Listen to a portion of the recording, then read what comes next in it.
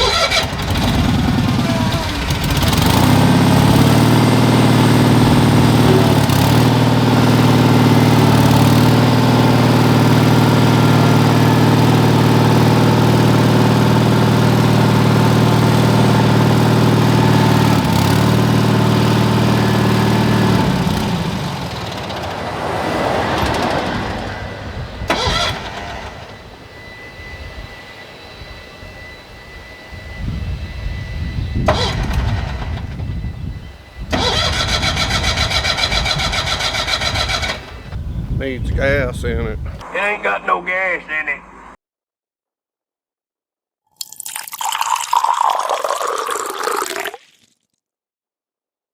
Three days later.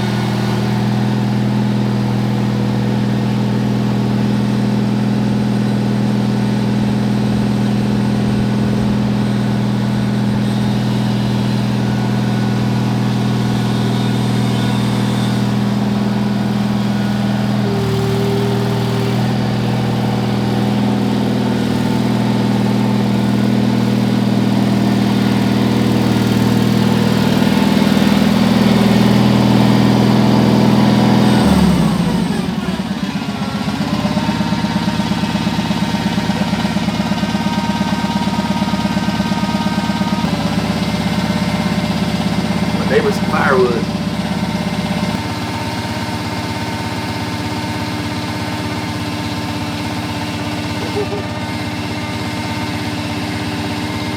Exceeded the 700.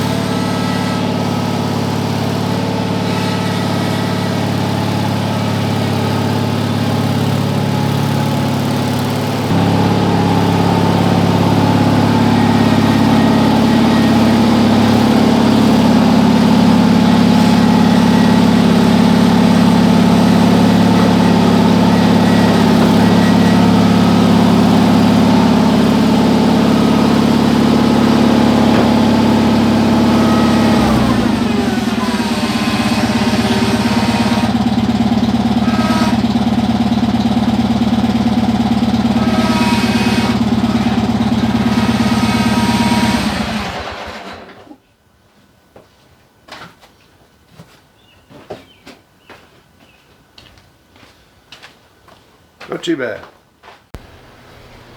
And I'm bringing back just to show you the fire pit so you can see what we got going on here.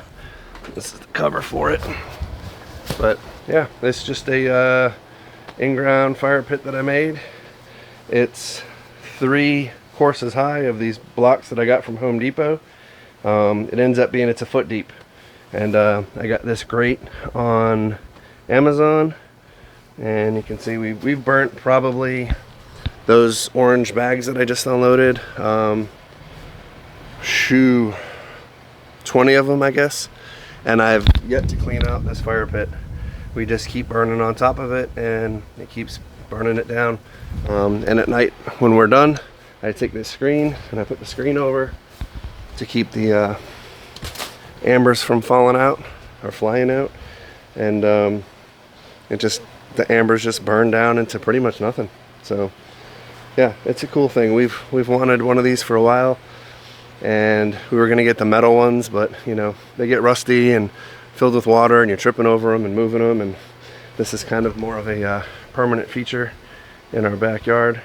Kind of zoom this out a bit. So I've done some videos here at the picnic table, but got this wisteria with a swing underneath, and my wife loves gardening and flowers, so you can see all the things that we've had. These things are really well established. They've been here for years, and this is like a butterfly garden thing. And then of course the shed, which I'm gonna move most of this wood into, and I got some wood up there that's drying from a maple tree that used to be right here where all this new grass is.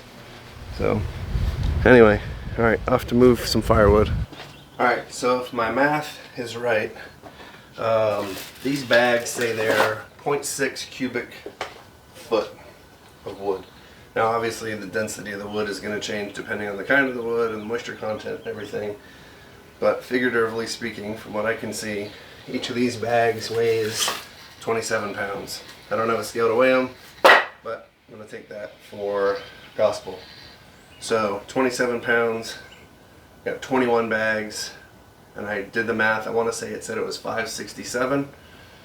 So the forks, I don't know. I'd have to look up, see how much Titan forks weigh, but I'm sure they're probably a good 80 pounds between the two anyway. So you're looking at, 650 pounds pallet, marginal weight, but that's lift capacity 700 pounds for the bucket.